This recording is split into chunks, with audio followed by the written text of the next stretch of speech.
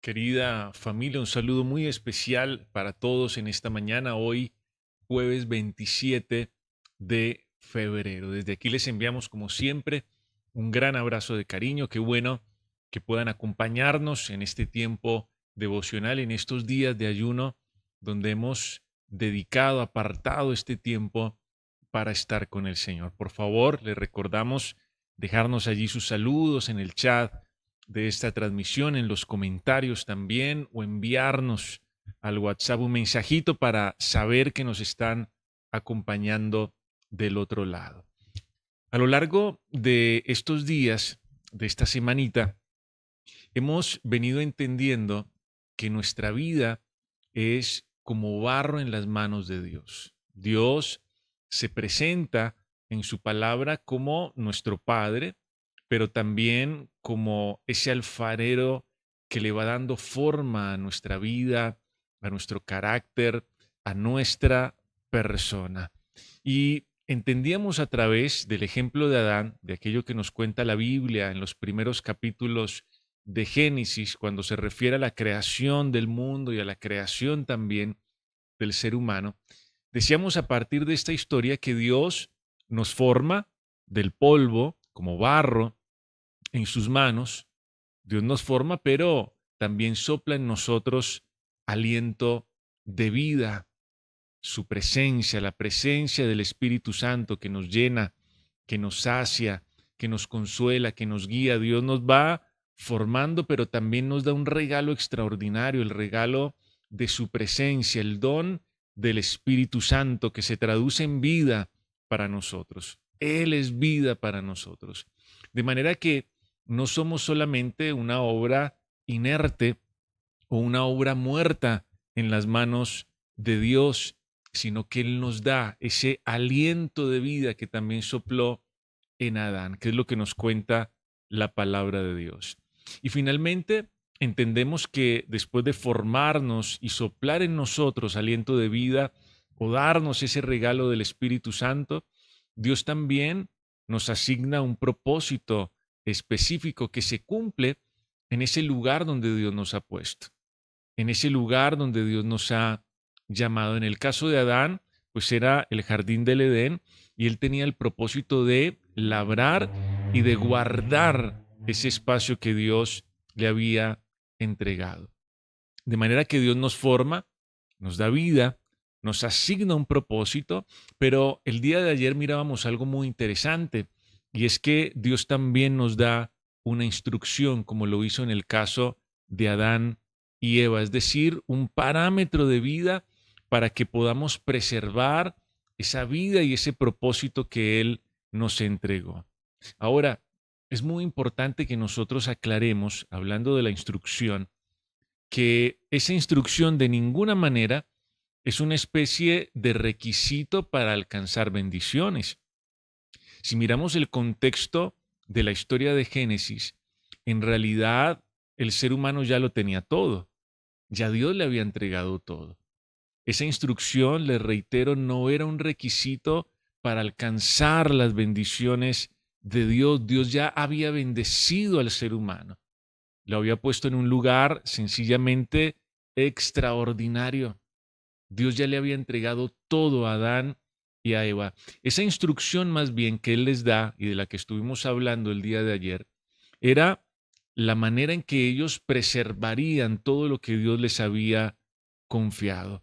Y esto no es un detalle menor lo que estamos diciendo aquí. Esa instrucción que Dios les da no era una especie de requisito.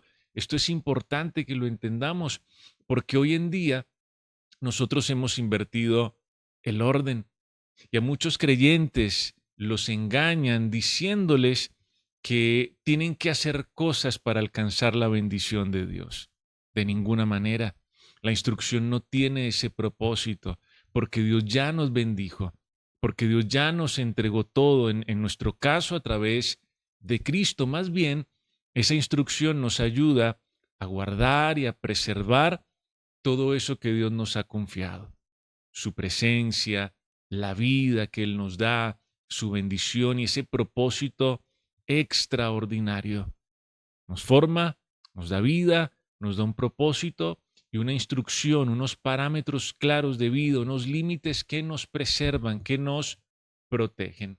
Pero todos sabemos, hablando de la historia del libro del Génesis, que allí aparece un personaje en escena bastante interesante, un personaje un poco enigmático, un poco extraño también, pero que viene con una propuesta, con un ofrecimiento, con un discurso bastante particular. Seguramente ya saben ustedes a quién nos estamos refiriendo. Estamos hablando nada más y nada menos que de la serpiente. Una vez Dios hace todo esto que hemos enumerado en el ser humano y lo planta allí, lo pone en el huerto, aparece este personaje en escena que es la serpiente. Y dice la Biblia, como lo vamos a leer en un momento, que esa serpiente era bastante astuta y viene con su propio libreto. Vamos a ver cuál fue el discurso y qué fue lo que la serpiente le dijo a Eva y cómo esto empieza a darle un giro inesperado a esta historia que iba muy bien, como hemos podido verlo hasta este día. De manera que quiero que vayamos a la Biblia, quiero invitarles a que me acompañen allí en sus lugares, al libro del Génesis en el capítulo 3 y vamos a leer los versículos del 1 al 3. Miren lo que nos dice la palabra de Dios en esta oportunidad. Dice, pero la serpiente era astuta, más que todos los animales del campo que Jehová Dios había hecho, la cual dijo a la mujer, dos puntos, presten atención a lo que la serpiente le dice aquí a Eva. Una pregunta, ¿con que Dios os ha dicho, no comáis de todo árbol del huerto? ¿Era eso lo que Dios le había dicho al ser humano? Está un poco extraño. Y la mujer le respondió a la serpiente, del fruto de los árboles del huerto podemos comer, pero del fruto del árbol que está en medio del huerto, dijo Dios, no comeréis de él ni le tocaréis para que no muráis. Aquí viene la serpiente para confundir un poco lo que Dios había dicho, para tergiversar un poco lo que Dios les había demarcado a ellos y para generar duda, para generar incertidumbre. Nosotros entendemos, sabemos que la serpiente representa, por supuesto, al enemigo y el propósito o el objetivo del enemigo siempre ha sido el mismo a lo largo de todos los años, de todas las décadas, y es robar, matar y destruir, echar a perder lo que Dios ha formado, robar o quitar, dañar esa vida que Él nos dio y por supuesto estropear el propósito que Dios nos ha asignado. Y con ese objetivo, con el objetivo de echar por la borda todo eso extraordinario que Dios había hecho y que Dios ha hecho también en nosotros, el enemigo siempre intenta sembrar la duda en el corazón del ser humano acerca de esa instrucción que el ser humano recibe de parte de Dios. El ser humano ataca y pone en duda esa instrucción y en este pasaje nosotros vemos que la serpiente, muy astuta por demás, como nos cuenta allí la palabra de Dios, torció lo que Dios había dicho para generar confusión. Miren ustedes que en ningún momento, y de eso hablamos ayer con mi esposa, en ningún momento Dios les había dicho que no podían comer de ningún árbol. Y eso es lo que está diciendo aquí la serpiente. La serpiente viene y le dice a Eva, ¿cómo así que Dios les prohibió comer de todos los árboles que hay aquí? No era eso lo que Dios les había dicho. Pero a través de esto, como estamos diciendo, ella buscaba apartar al ser humano del propósito de Dios, apartar al ser humano de todo lo que Dios le había entregado y evidentemente lo consiguió, confundiendo, sembrando duda, sembrando esa suspicacia. Y aunque Eva tenía claridad aparentemente de lo que Dios les había dicho, porque Eva inmediatamente corrige a la serpiente, finalmente Eva termina cayendo en la trampa. Y entonces lo que estamos viendo aquí es que la serpiente o el enemigo buscó poner en duda la instrucción de Dios, pero también, como si fuera poco, el carácter de Dios, su instrucción y su carácter, sus buenas intenciones para el ser humano. En otras palabras, la serpiente invitó a Eva a dudar de la bondad de Dios, de la autenticidad de Dios, de la buena voluntad de Dios para ellos. Y de la misma manera, muchos hijos de Dios son engañados en este tiempo y terminan tergiversando lo que Dios les dice, tergiversando la instrucción de Dios, yendo en contra de sus principios porque los consideran como una carga, como algo imposible de sobrellevar, porque los consideran, como decíamos también al comenzar, como una especie de requisito para alcanzar el favor de Dios o las bendiciones de Dios, o simplemente porque terminan dudando del carácter y de la buena voluntad de Dios para sus vidas. Recordemos que la instrucción lo que haría sería proteger al hombre de no perder lo que Dios había formado, de no perder el aliento de vida, de no echar a perder el propósito. Porque esas instrucciones de parte de Dios, en últimas, son la expresión del amor de un padre que está genuinamente interesado por sus hijos y que no quiere que bajo ningún pretexto se eche a perder lo que él mismo ha hecho. Pero así como Eva fue engañada, así como Adán fue engañado también, y así como se sembró la duda de esa primera y única instrucción de Dios para el ser humano, así también el enemigo sigue engañando a muchas personas en este tiempo, poniendo en duda lo que Dios dice, tergiversando lo que Dios dice y llevando a las personas y aún a los hijos de Dios a poner en duda las buenas intenciones de Dios, el buen propósito de Dios para cada uno de nosotros. Y entonces Eva sostiene esta conversación con la serpiente y allí se comienza a sembrar una duda de lo que Dios les había dicho, pero también del carácter, del corazón de Dios. Y miren lo que ocurre más adelante. Vamos a seguir avanzando en la historia y quiero que vayamos a Génesis capítulo 3, versículo 6. Miren lo que nos dice la palabra de Dios en esta oportunidad. Dice, y vio la mujer, pueden subrayar ahí esa palabrita vio, que es muy importante, que el árbol era bueno para comer y que era agradable a los ojos y árbol codiciable para alcanzar la sabiduría.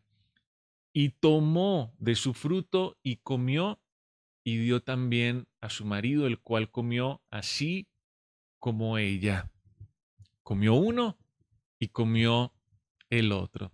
Pero quiero que miremos con detalle lo que nos está contando este versículo 6. Bueno, ya Eva había conversado con la serpiente logró al menos confundirla, tergiversar lo que Dios había dicho, pero aquí el versículo 6 inicia diciendo que Eva vio el fruto de ese árbol. Y aquí estamos hablando del sentido de la vista, lo que ella vio, lo que entró por sus ojos. Hablamos de los sentidos. Allí comenzó todo, cuando Eva vio el fruto de ese árbol. Sucede que los sentidos nos permiten a nosotros percibir el mundo que nos rodea y nos permiten recopilar información del entorno que luego nuestro cerebro va procesando. Ese es el objetivo y esa es la función de los sentidos, recopilar información del ambiente, del entorno, del lugar donde estamos para llevarla al cerebro y que el cerebro la pueda procesar.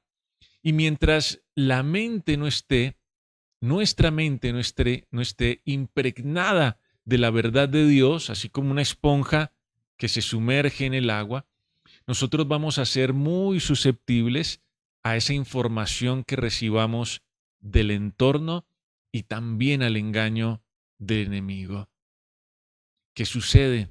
Claro, Eva se dejó llevar por lo que estaba observando y Eva olvidó la instrucción de Dios.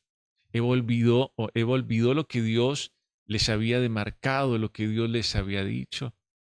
¿Cuánto necesitamos nosotros que nuestra mente esté impregnada de la palabra de Dios para que nosotros no seamos presa fácil de nuestros sentidos y del engaño también del enemigo.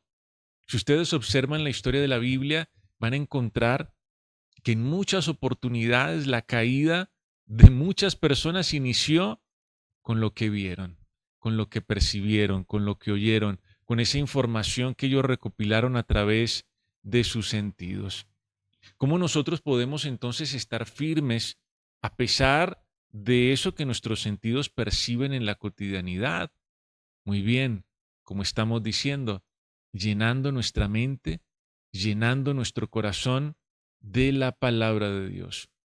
Cuando los sentidos de Eva, en este caso su sentido de la vista, entró en contacto con el fruto, la mente de Eva redefinió la instrucción de Dios.